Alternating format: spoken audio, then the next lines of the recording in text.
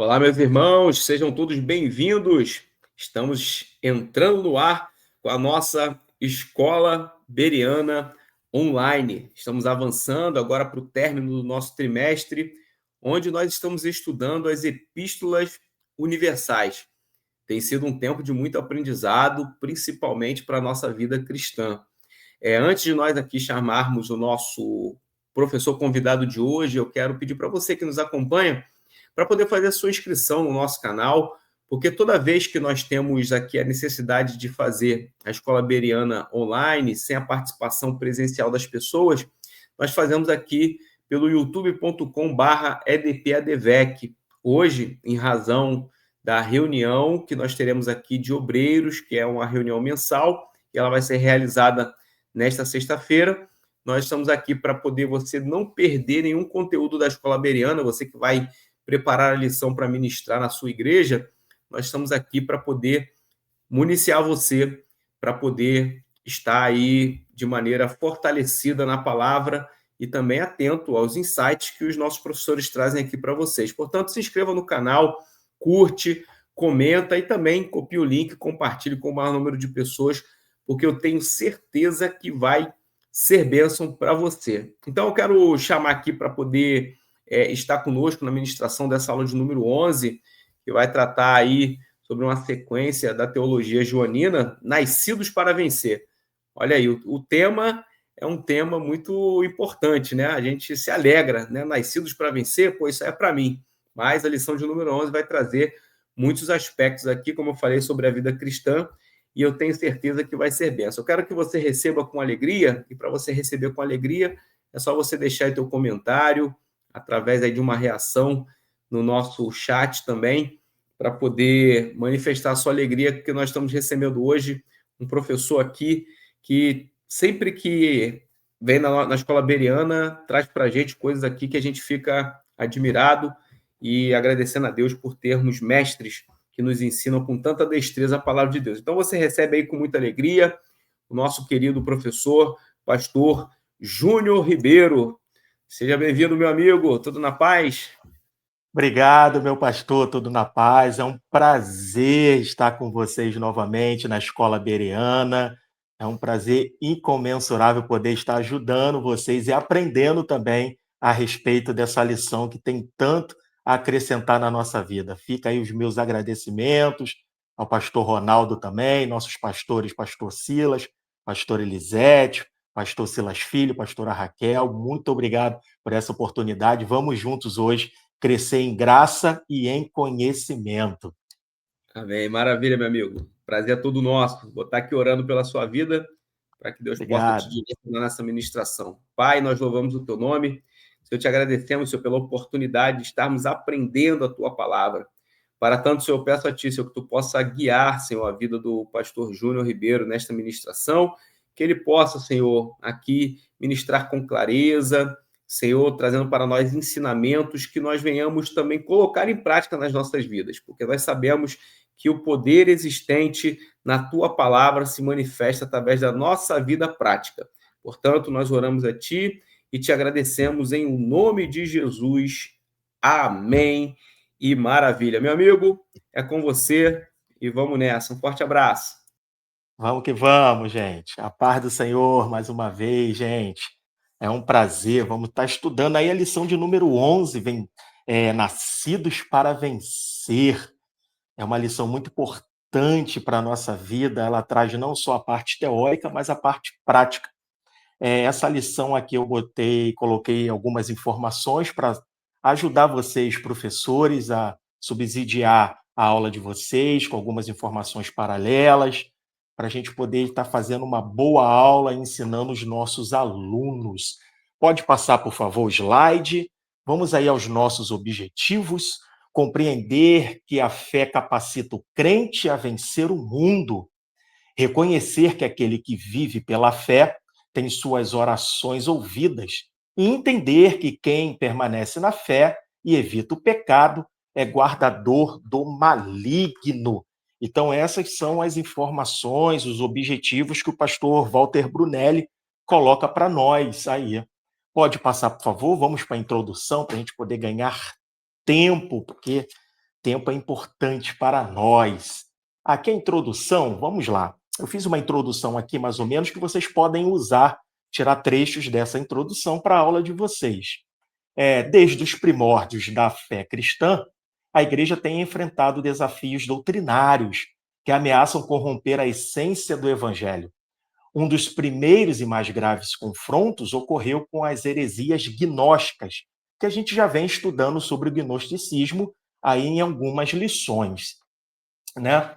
Que distorciam as verdades fundamentais da fé. Nos capítulos 4 e 5, onde está baseado profundamente essa lição, o combate aos gnósticos se intensifica, com a firme oposição às suas doutrinas. Destaca-se a defesa da encarnação, algo que nós já vimos em aulas anteriores, a gente vai recordar rapidinho.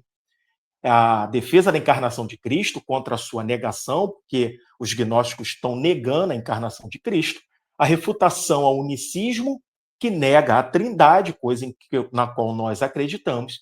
E a denúncia do antinomismo, que é uma perspectiva que relativiza o pecado e promove uma prática desenfreada da iniquidade. A gente vai ver também, com detalhes, essa é a questão do antinomismo. Esses desvios doutrinários são confrontados com a verdade do Evangelho, reafirmando a centralidade de Cristo, a santidade de vida e a autoridade das Escrituras. Então, nessa introdução, a gente já está vendo aqui que João está tendo problema ali com os gnósticos, está tendo problema com heresias que estão permeando aquele tempo. Pode passar, por favor? Vamos ver aqui sobre o slide da encarnação. Só para a gente relembrar, que já foi muito debatido em outras lições. O que é encarnação? Encarnação é o evento pelo qual o Filho de Deus se fez plenamente humano, mas permanecendo também, ao mesmo tempo, divino. A gente chama isso da doutrina da união hipostática. O que é a união hipostática? Que vai trabalhar a encarnação.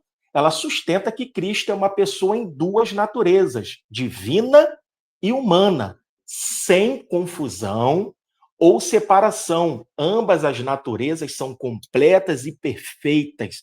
Então, Cristo, ele é humano e ele também é divino, na mesma proporção, sem confusão e sem separação. Não tem a questão dele ser mais divino e menos humano, ou mais humano e menos divino. Não. Nisso, em Cristo, não tem confusão e nem separação. Dentro dele possui as duas naturezas. Ele é humano e divino. Eu sei que às vezes é um pouco difícil a nossa mente totalmente humana compreender, mas isso que a gente chama de doutrina da união hipostática, a encarnação. A gente vai entender isso daí porque que os gnósticos estão combatendo, porque tem pegadinha dos gnósticos aí, tá? Pode passar, por favor, o slide. Vamos ver aqui agora algumas heresias que estão acontecendo naquele tempo, que ajuda a gente a trabalhar a introdução aqui da nossa aula. O que é unicismo? Que aqui o autor, pastor Walter Brunelli, comenta, também chamado de modalismo ou sabelianismo. O unicismo ensina que Deus é uma única pessoa que se manifesta em três modos diferentes.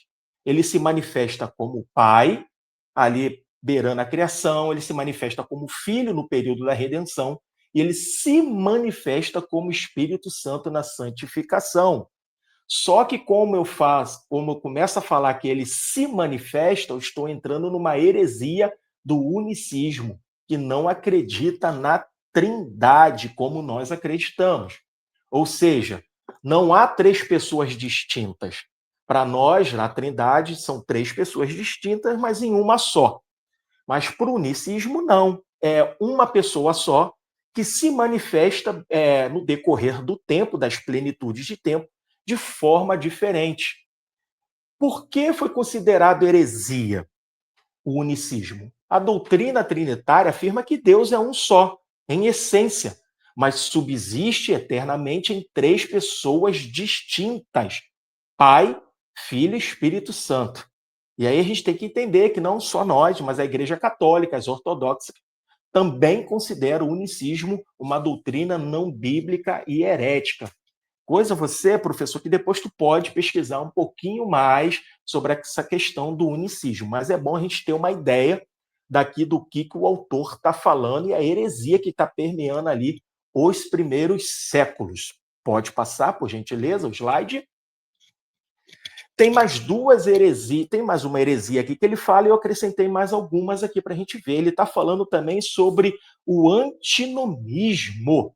E o que é o antinomismo? A gente tem que entender que esse antinomismo ele está sendo praticado ali por judeus gnósticos, os judeus que estão ali no gnosticismo, nessa heresia. A gente também vai relembrar aqui uma questão do gnosticismo. Mas o que seria o antinomismo que o autor fala aqui na sua introdução? O termo vem do grego, anti significa contra e nomos significa lei. E refere-se à ideia de que, por estarmos sobre a graça, a lei moral de Deus não tem mais validade. A gente está agora na plenitude da graça e a lei de Deus, a lei moral, não tem mais validade. Em outras palavras, ele rejeita a obrigação de obedecer os mandamentos bíblicos, relativiza o pecado como se ele não tivesse mais consequências e promove uma vida sem arrependimento, alegando que a graça cobre tudo. Esse pensamento foi combatido por Paulo lá na carta aos Romanos, no capítulo 6, do 1 ao 2, ele vai falar: continuaremos pecando para que a graça aumente? De maneira nenhuma. Então, esse antinomismo, ele está ali como se a lei fosse abolida. O que a gente precisa entender? Então, nisso daí, o aluno pode ficar com dúvida. Nós temos 3 sequências de lei: as leis morais, as leis cerimoniais e as leis judiciais. As leis morais, elas continuam em evidência. O que para nós não cabe mais são as leis cerimoniais, de cerimônia, sacrifício de animal e tudo mais, e as leis judiciais, porque as leis cerimoniais e judiciais, elas foram cumpridas em Cristo. Elas foram cumpridas em Cristo. Mas nós estamos na mercê das leis morais ainda. Questão de adultério, a questão do pecado de idolatria, essas leis morais ainda nos cabem. Estamos ainda debaixo dessa lei moral, mesmo estando no período da graça. As leis cerimoniais e judiciais, essa já não nos cabe mais, porque foi cumprida em Cristo. E aí eu tenho uma frase aqui que eu gosto muito, que vai dizer: a graça, ela não anula a lei. Essa lei é a lei moral. Ela capacita a vivê-la. Então, o antinomismo que está ali naquele período, ele está trabalhando isso daí. Que refere-se à ideia de que, por estarmos sobre a graça, a lei de Deus não tem mais validade. Então, é praticamente, eu estou sobre a graça e agora pode tudo. Mas lógico que não pode tudo. Ainda tem uma lei moral, ainda tem a lei de Deus. Isso parece um pouco, eles têm sentidos diferentes, mas algumas coisas eles se combinam em algo da nossa época chamado o quê? Hipergraça. A hipergraça é um movimento moderno, porque o antinomismo ele está ali nos primeiros séculos, mas a hipergraça a gente tem visto agora, meio que recentemente, é um movimento moderno que enfatiza fortemente a graça de Deus, o que é bom. A graça de Deus sobre nós é bom, mas em alguns casos a hipergraça exagera, e exagera muito. É como se nós estivéssemos abusando dessa graça de Deus ao ponto de cair no antinomismo, porque tem coisas que eles se equiparam. Por quê? O antinomismo está falando, olha, a gente está nesse período da graça, não importa mais lei, não importa mais conduta, tudo Deus perdoa. Parece um pouco com a questão da hipergraça. Eles têm pontos divergentes, mas também tem pontos comuns que faz ali trabalhar em parceria. Alguns pregadores da hipergraça afirmam que não há mais necessidade de confissão de pecados, que arrependimento é irrelevante após a salvação e que a santidade não é uma exigência, pois tudo está consumado. Aí o doutor Martin Lloyd-Jones, grande teólogo, vai dizer: a acusação de antinomismo é comum contra quem prega a graça radical ou essa hipergraça. Uma frase muito importante de Martin Lloyd-Jones. A acusação de antinomismo é comum contra quem prega a graça radical, que ele está falando. O antinomismo é muito parecido com essa hipergraça, mas o que está ali nos primeiros séculos, a doutrina herética que está rodando ali é essa do antinomismo, que tipo, não importa mais a lei, estamos sobre a graça, e isso é perigoso, porque as pessoas já estão vivendo, não estão fazendo mais questão de pecado, que a graça cobriria o pecado, as pessoas não obedecem mais às leis, porque a graça cobriria essas leis morais, e não é isso que nós vivemos. Pode passar, por favor. Eu coloquei aqui mais duas heresias. Essas heresias são um pouco mais adiante, mas para a gente poder ter a noção de que as heresias que estão nos primeiros séculos, elas estão caminhando. E muitas dessas heresias também estão até os dias de hoje, tá, gente? Até os dias de hoje, camuflado como outras, com outros nomes, mas elas estão aí. Uma heresia do século V ali que nós chamamos de monofisismo, que afirmava que Jesus tinha uma única natureza. E nós vimos ali, pela questão da encarnação, pela doutrina da união hipostática, que nosso Cristo ele tem duas naturezas, a divina e a humana, sem confusão, sem separação. Mas o monofisismo ele vai pregar que Cristo tinha apenas uma natureza. Como? Resultado da fusão entre a natureza humana e a natureza divina. Após a união do divino e do humano, na encarnação, como Cristo vem à Terra, e ali o monofisismo está falando que Cristo desceu à Terra, se encarnou, então uniu as duas naturezas, e a natureza humana de Cristo teria sido absorvida pela divina. Então, o monofisismo está declarando o quê? Que Cristo agora está apenas com uma natureza, que é a divina, porque a divina absorveu a humana. E isso não está correto, porque isso daí é perigoso. A gente vai ver por que João está combatendo isso aí. E nós temos também o nestorianismo, que vem do Nestório, do século V também, que propunha uma separação já rígida, tão rígida entre as naturezas que acabava por afirmar a existência de duas pessoas distintas em Cristo, uma divina e outra humana, comprometendo a unidade da pessoa do Salvador. Isso também é uma heresia que está ali no século V, para critérios ali de informações nossas. É bom a gente ter isso em mente das heresias que estão ali circulando. Amém? Pode passar o slide, por favor? E aí a gente chega no tópico 1, no tópico 1 a gente vai trabalhar a verdade sobre Cristo e a distorção gnóstica. Mas vamos relembrar o que seria ali o gnosticismo, entendeu? Deriva do grego gnosis, que significa conhecimento, mas não qualquer conhecimento, e sim um conhecimento espiritual, um conhecimento esotérico que liberta a alma, está muito envolvido com esoterismo, algo transcendente demais. Os gnósticos acreditavam que o mundo material, esse mundo material que nós vivemos, é mau. Coisas que muitas das vezes a gente até faz as brincadeiras, olha, a carne, o irmão está na carne, a gente está falando então, quando a gente brinca nessa forma que o irmão está na carne, a gente está falando do mundo material e falando que esse mundo material é mau. Não, a carne, ela tem a mesma proporção do espírito e da alma. A nossa carne ela é templo do Espírito Santo de Deus. Então, eles estão combatendo isso daí. Os gnósticos estão falando que tudo que é material é ruim e a gente precisa de uma libertação para isso. Então, o que eles estão acreditando? Que o mundo material é mau, criado por uma divindade inferior, uma divindade chamada Demiurgo. Então, ele vai falar que esse mundo material que nós vivemos não foi criado por Deus, ele foi criado por uma divindade inferior chamada Demiurgo. E a salvação viria por meio da gnose, do conhecimento, ou seja, o despertar espiritual que revelaria a verdadeira origem divina da alma. Se aprofundando um pouco mais. Para a gnose, o conhecimento não vem da fé ou da obediência a Deus, mas de um conhecimento secreto e esotérico que revela a verdadeira natureza da realidade do espírito humano. Então, o gnosticismo ele é perigoso. O gnosticismo ele está separando o povo de Deus em elite.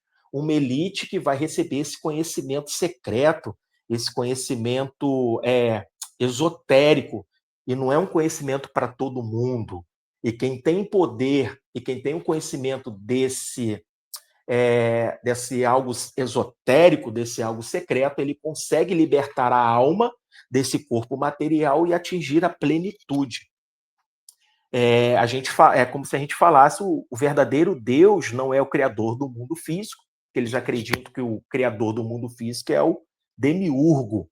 E que conhecimento reservado é esse? Tem algum exemplo, pastor, que a gente pode usar? Tem um evangelho, um escrito apócrifo, conhecido por causa de filme, mas ele é apócrifo, chamado Evangelho de Tomé. O Evangelho de Tomé ele inicia assim: quem descobrir o significado destas palavras não provará a morte. O que está dizendo? O Evangelho de Tomé ele começaria assim: quem descobrir o significado destas palavras não provará a morte.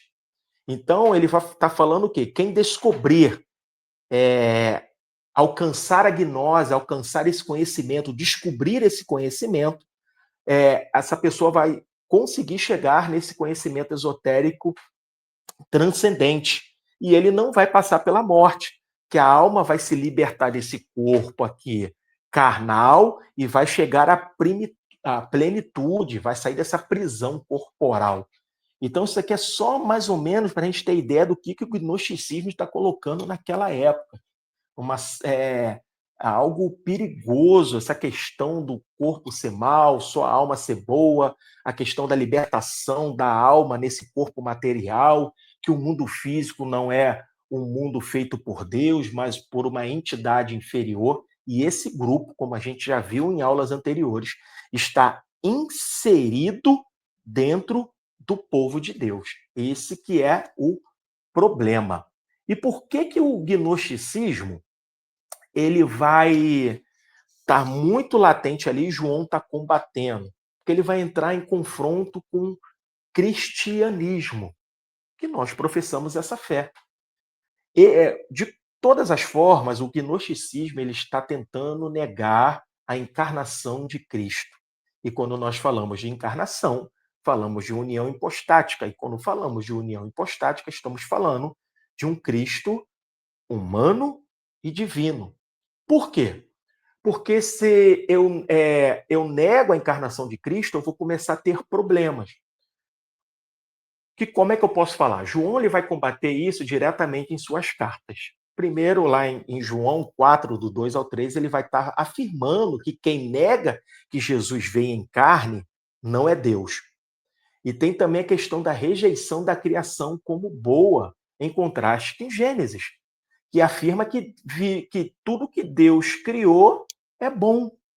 Então, olha como é que eles vão se infiltrando e distorcendo as coisas que vão surgindo, as coisas da palavra de Deus. Estão falando, não, tudo essa questão material que foi criado é mal e a gente precisa se libertar disso.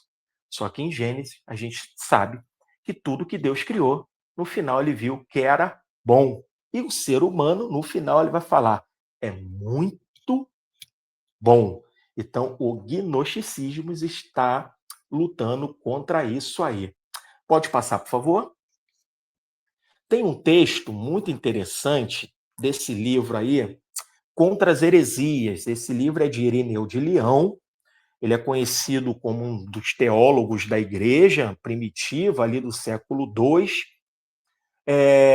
Ele é conhecido pela sua defesa firme da fé cristã e ele vai trabalhar especialmente contra o gnosticismo.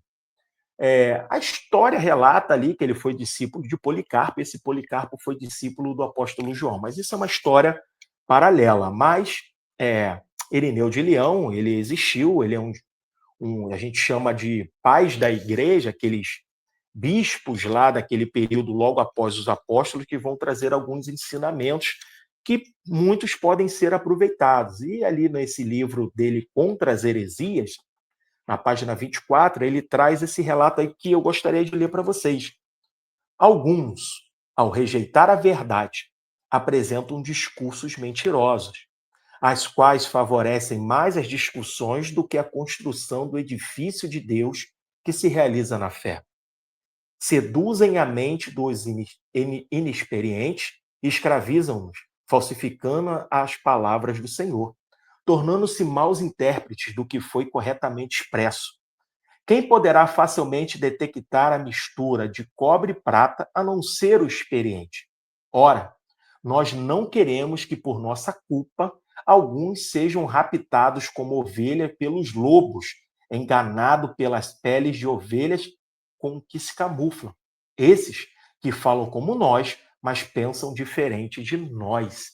O que Irineu está combatendo e falando aqui? Ele está falando, ó, tem gente infiltrada, tem falsos mestres, colocando falsos ensinos. E quem tem pouca experiência, quem manuseia pouco a Bíblia, quem medita pouco na palavra do Senhor, vai ter dificuldade de discernir o que é verdade e o que é mentira. É isso que Irineu de Leão está falando. Está falando assim, olha, tem que estar pautado na palavra. Só que esse grupo ele está indo em quem é inexperiente, quem não tem o conhecimento profundo da palavra, quem não medita de dia e de noite na palavra do Senhor. Então esse povo aí está sendo envolvido e os lobos vão atacar ele. Olha o pensamento desse homem falando a respeito daquela época, e isso daí traz para nós como é que o ambiente religioso estava naquele período. Olha como é. A gente está falando de Cristo morre, é assunto aos céus, os apóstolos ali prosseguem com o trabalho e já está surgindo heresia. Então, essas heresias que a gente escuta hoje, já não é de hoje, já começou lá atrás e os apóstolos estão lutando para combater isso. Amém? Pode passar o slide, por favor. No ponto 1.1 da revista, ele vai falar a necessidade de discernimento espiritual. E ele vai trazer algo aqui que me chama a atenção, que você pode usar na sua aula, que o autor vai falar aqui, o pastor Walter Brunelli, sobre os serintianos. E o que seriam esses serintianos? Eles são gnósticos judaizantes. E a gente vai ver o que eles vão falar. Nesse livro ainda, Contra as Heresias, ele traz um relato desse serinto. Não é bíblico, é histórico, não é bíblico, mas é histórico. Ele vai dizer que Serinto ensinava que Jesus era apenas um homem e que Cristo desceu sobre ele no batismo e o abandonou antes da crucificação. Então, olha o ensinamento que esse homem chamado Serinto está propagando ali na comunidade cristã. Ele está falando, ele está fazendo uma separação de Jesus, o homem, e Cristo, o divino, o Messias enviado. Primeira coisa que ele faz. Aí ele vai falar: esse Jesus, homem, era apenas um homem. E que o Cristo, o Messias, o divino, vai descer nesse Jesus no batismo. E quando Cristo vai para a crucificação, esse Messias, esse divino, sai dele. E ele volta a ser o Jesus homem. Voltando, olha o ensino. Jesus apenas um homem, no batismo de Cristo, aí desce a divindade, é como se descesse a divindade sobre ele, aí ele fica divino, e na hora da crucificação, essa divindade sai e ele fica só humano. Tem um problema aí, tem uma pegadinha. E aí, nesse relato contra as heresias, na página lá, depois eu vou me recordar qual é a página, vai dizer assim: João sabia que negar a encarnação de Cristo destruiria a base da salvação cristã. Por quê? Porque quando João chega lá é um local de banho público, João chega lá e Serinto chega também. Essa história paralela do livro vai contar. E ali João, ele não quer ficar no mesmo ambiente que esse herege. Então João pega, discute com Cerinto e sai. E ele sai, não fica no mesmo ambiente. João sabia que negar a encarnação de Cristo destruía a base da salvação cristã. Se Jesus não fosse verdadeiramente humano, não poderia morrer por nossos pecados. E se não fosse verdadeiramente divino, não poderia redimir a humanidade. Então, João está combatendo essa visão de Cerinto. Ele está falando, ele é humano e ele é divino ao mesmo tempo. Por quê? Por que ele tem que ser humano e divino ao mesmo tempo? Em toda a plenitude de vida, desde quando nasce até quando vai para a cruz. Por quê? A parte humana de Jesus, ela vai nos trazer a salvação, porque ele vai morrer por os nossos pecados. Ele precisava morrer como humano. E a parte divina que vai redimir a humanidade. O que é isso? Lá, a encarnação de Cristo. A doutrina da união hipostática. Por isso que era necessário que Cristo fosse humano e divino ao mesmo tempo, sem confusão, sem separação, sem nada, para atingir esses dois propósitos. Morrer pelos nossos pecados, tinha que morrer na parte da natureza humana e para redimir a humanidade é a parte divina dele, mas sem confusão, tudo junto. Só que Cerinto ele está querendo separar, ele está falando que há momentos que é só humano, há momentos que é só divino, e isso é uma heresia. E o 1.1 da lição ela está trabalhando isso daí, sobre os cerintianos, esse grupo que está lá. Pode passar, por favor? Aqui no 1.2 da nossa revista, vai falar o poder de Deus é maior que o poder que está no mundo. E o contexto está lá em João 4. João começa com uma exortação. Amados, não creiais a todo espírito, mas provai se os espíritos são de Deus. Ele está alertando os cristãos ao discernimento e os ensinos espirituais, a discernirem os ensinos espirituais. Qual é o ensinamento de João nisso? Isso daí você pode trabalhar esse tópico muito com a sua turma. Todo espírito que confessa que Jesus Cristo veio em carne é de Deus. E qual é a heresia que ele está confrontando, que João está confrontando? Quando João fala todo espírito que confessa que Jesus Cristo veio em carne é de Deus, ele está confrontando o quê? Os gnósticos negavam que Jesus tivesse um corpo físico real, alegando que ele era apenas uma aparência espiritual. Quando João fala todo espírito que não confessa Jesus não é de Deus, é o espírito de anticristo, João denuncia que negar a encarnação do próprio Cristo. João denuncia que negar a encarnação é negar o próprio Cristo, associando essa negação do espírito do anticristo. Maior o que está em vós do que está no mundo. Quando João fala isso, ele está reafirmando que o espírito é superior aos falsos espíritos e mestres gnósticos. Quando João fala, nós somos de Deus, quem conhece a Deus nos ouve, ele está combatendo o quê? João estabelece que um critério de comunhão, quem é de Deus reconhece a verdade apostólica, não os ensinos secretos e elitistas. Então, João está combatendo isso aí, usando esses versículos. Pode passar o slide, por favor? O 1.3, o amor evidencia a verdadeira fé. Vamos lá. Aqui a gente vai falar sobre a questão do amor. Isso é um tópico muito interessante. O amor como evidência da verdadeira fé. João insiste que o amor não é apenas um traço de estilo, mas uma marca da fé autêntica. Ele corrige a falta de amor entre os que promoviam divisões doutrinárias e heresias. Os falsos mestres que estão naquele período ali, dos primeiros séculos, se vangloriavam de um conhecimento elevado, conhecimento secreto, esse conhecimento esotérico que nem todo mundo teria acesso. Mas eles estão demonstrando que tem muito conhecimento, mas não demonstravam amor. revelando que não conheciam a Deus. Não adianta você ter um conhecimento elevado, mas você não conhecer o amor de Deus, não demonstrar o amor de Deus. Isso significa que você apenas conhece por conhecer, mas você não conhece a Deus. Aí eu coloquei nessa tarja vermelha, amor como origem divina e não humana.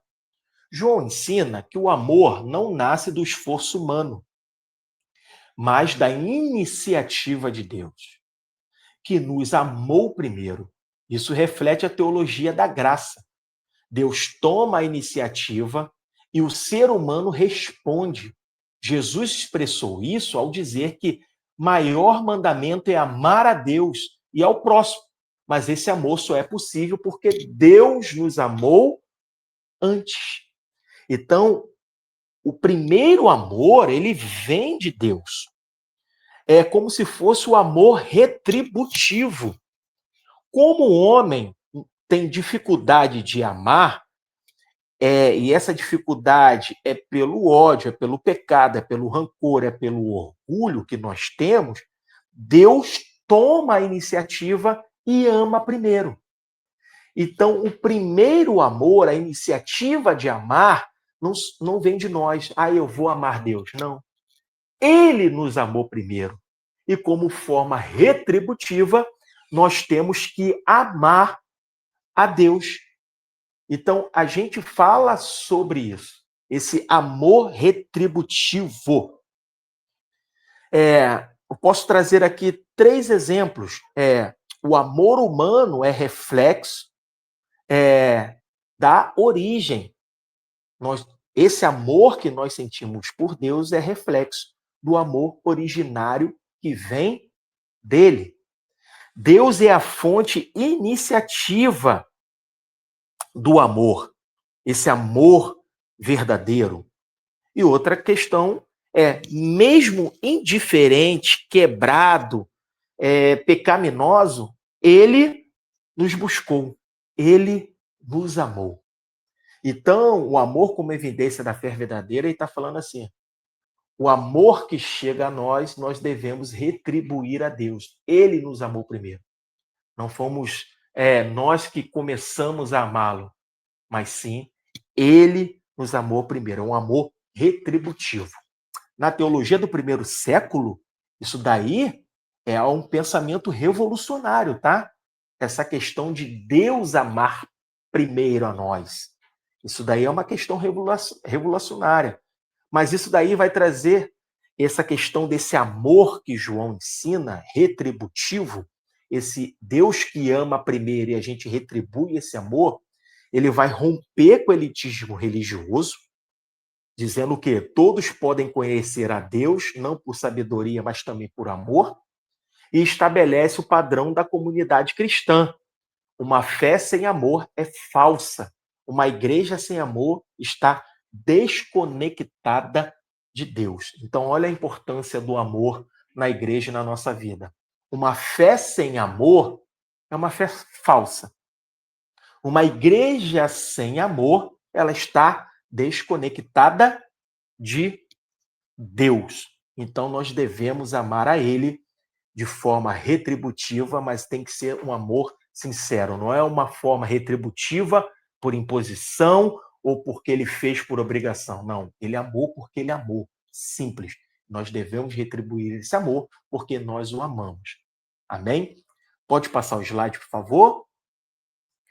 No ponto 2.1 da lição, que o ponto 2 fala para o caminho para a vitória, está aqui. Reconhecer Jesus como Cristo é declarar que ele é Deus. O que o autor está aqui nos ensinando? Este ponto trata da confissão fundamental do cristianismo, do contexto original. Os leitores de João estavam sob duplo ataque. A gente tem que entender que naquele período ali de João, naquele contexto religioso, a comunidade joanina, ali, os discípulos que estão em volta ali de João, aprendendo dele do evangelho do nosso Senhor Jesus Cristo, eles estão sob ataque. Estão sob ataque dos judeus, que rejeitavam a ideia de que Jesus era o Messias, o Cristo prometido do Antigo Testamento, e os gnósticos, especialmente os docetistas, que negavam a humanidade real de Jesus, afirmando que ele era apenas um ser espiritual e que não vê em carne e osso. Então, ali reconhecer que Jesus é como Cristo e declarar que ele era Deus era muito importante. E João está trabalhando, enfatizando isso daí. E quando você reconhece que Cristo é Deus, a vitória é certa. É crer que ele pode todas as coisas, ele é o Deus que está conosco, o Emanuel. João, portanto, não está falando de uma crença qualquer, mas de uma fé específica e histórica. Jesus de Nazaré é ao mesmo tempo Cristo, esse Messias judeu, e o Filho de Deus, o divino, pré-existente, o encarnado. Então, João está combatendo isso daí, está falando, olha, reconhecer Jesus como Cristo é declarar que ele é Deus. Como nós reconhecemos que Jesus Cristo é Deus, então nós aqui já estamos no caminho para a nossa vitória. E principalmente aquela vitória celestial. Glórias a Deus. Pode passar? 2.1. A vitória pela fé. João usa uma linguagem militar e de conquista, vencer, vitória. O mundo aqui em grego, que significa cosmos, não se refere a planeta ou pessoas, mas ao sistema de valores, crenças e práticas que se opõem a Deus. A cultura do pecado, do egoísmo e da rebelião. A fé é um instrumento dessa vitória. E a aparente redundância que ele vai falando de a vitória que vence o mundo, parece uma redundância, vitória e vencer. Mas ele fala a vitória que vence o mundo é uma ênfase literária para mostrar que a vitória já foi conquistada por Cristo na cruz, então isso já nos torna mais que vencedores. Quando eu tenho fé no trabalho, na finalidade da cruz, eu já sou mais do que vencedor. Quando eu coloco a minha fé na cruz, no sangue derramado no madeiro, eu já sou mais que vencedor. E essa vitória é apropriada e experimentada pelo crente através do quê? Da fé, não pela força de vontade ou mérito próprio. Nós temos fé que aquele ato salvífico de nosso Cristo na cruz do Calvário já nos deu a vitória. Pode passar o slide, por favor? Reconhecer o testemunho da Trindade. Esse tópico aqui é importante. Tem uma coisa aqui que eu falo para você, professor, para você ter ideia, mas não precisa colocar na aula em prática, mas para você ter algo na sua mente. Nota importante para o professor. Em 1 João 5, 7 e 8, é um dos textos mais discutidos criticamente do Novo Testamento.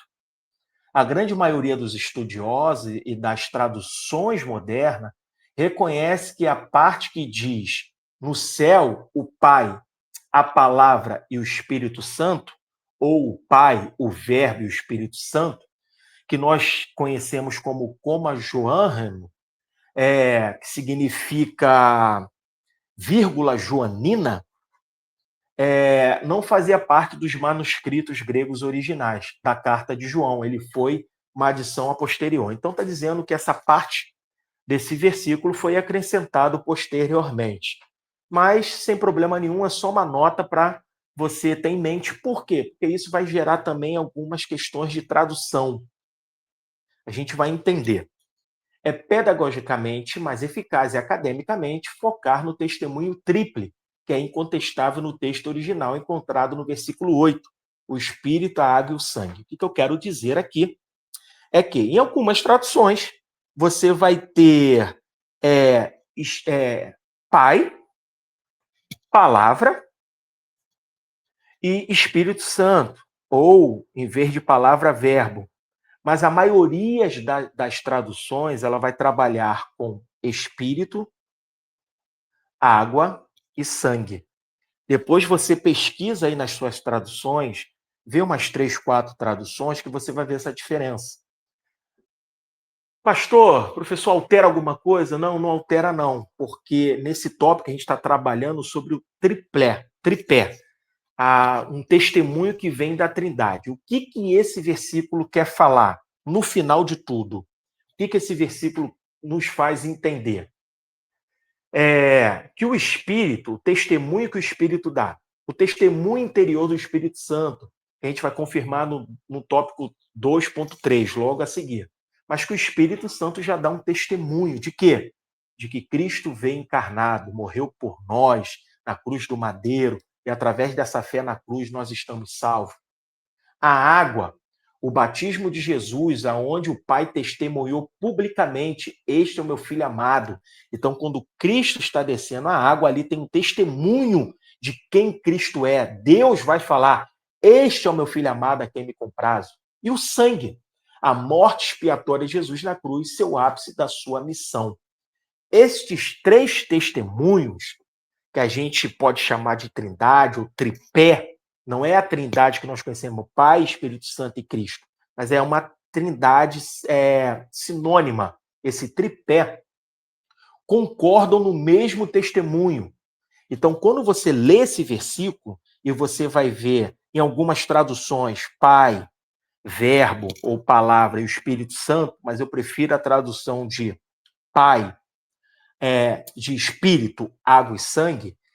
Quando ele está falando no versículo sobre esse espírito, sobre essa água e sobre esse sangue, esses três elementos dão testemunho de Cristo, que Jesus é o Filho de Deus, humano e divino.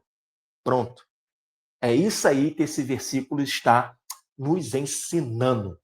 Pode passar, por favor? Acolher o testemunho interior. Este é o ápice da certeza cristã.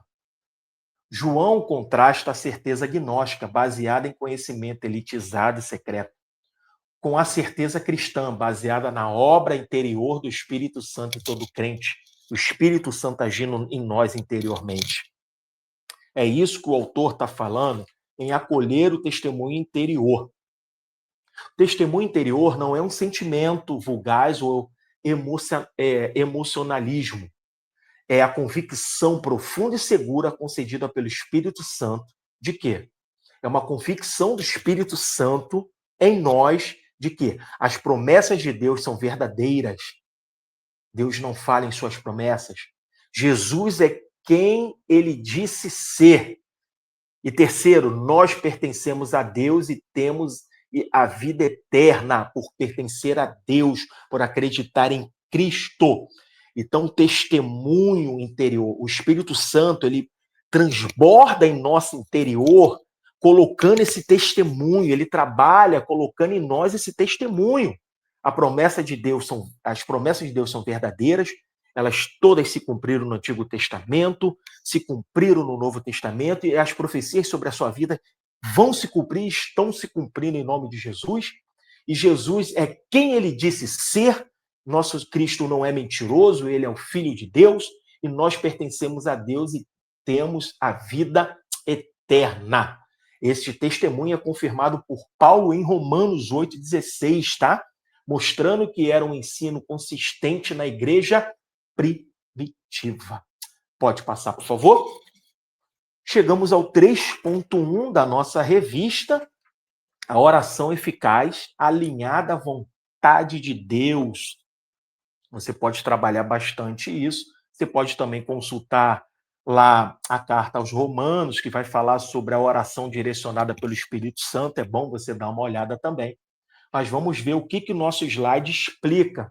Aqui tem uma explicação desse tópico 3.1 do nosso slide. João conecta a certeza da salvação, do capítulo anterior, com a confiança na oração. A ousadia ou confiança, em grego a gente chama de parrésia, para nos aproximarmos de Deus, e é um fruto direto de sabermos que somos filho dele. Então, a oração, ela nos aproxima de Deus e nos faz entender que somos filho dele, porque ele nos ouve através da oração. O ponto aqui é a vontade de Deus. Isso pode ser mal interpretado como uma fórmula para que Deus faça o que queremos. No entanto, João está falando de algo muito mais profundo. O que João está falando? Ele está falando o quê? Que a nossa oração, e nessa oração os nossos pedidos, têm que estar em concordância com o que Deus quer para nós. Quando nós estamos em espírito, quando nós oramos em espírito, quando o Espírito Santo está transbordando dentro de nós, a nossa oração entra em concordância com aquilo que Deus deseja para nós. Então, aquilo que eu peço em Deus, em espírito, e está concordando com Ele, vai acontecer. Vai surgir. Vai brotar. Se tiver na vontade de Deus, vai acontecer, porque já vai estar em ligação com a nossa oração. Por isso que é importante nós orarmos, estamos em ligação espiritual com Deus. E aqui nós temos a oração transformada, o verdadeiro conhecimento de Deus obtido pela comunhão e estudo da sua palavra. Vai moldando nossos desejos para que se alinhem com os dele, passamos a pedir o que ele deseja nos dar. A gente acabou de explicar. Uma parceria com Deus. A oração deixa de ser uma lista de pedidos, e se torna uma participação nos propósitos divinos. Oramos para que a vontade dele seja feita na terra como no céu. Vamos passar aqui, 3.2, já estamos caminhando para o nosso final, a compreensão sobre o pecado e para a morte. Esse slide 3.2, é um dos trechos mais difíceis, tá? E sérios do Novo Testamento. A chave para entendê-lo é o contexto histórico e teológico. Um contexto da heresia. Os falsos mestres gnósticos haviam saído da comunidade. Eles não apenas negavam Jesus Cristo vindo em carne, mas também provavelmente promoviam uma imoralidade libertina, já que consideravam o corpo material irrelevante. Eles haviam cometido um pecado de apostasia, uma rejeição consciente, voluntária e definitiva da verdade que uma vez professava.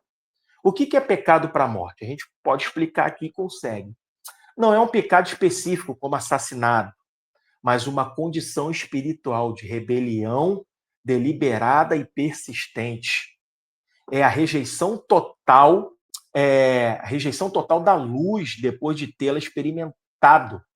No contexto de João, refere-se especificadamente à negação da divindade e humanidade de Jesus promovida pelos gnósticos.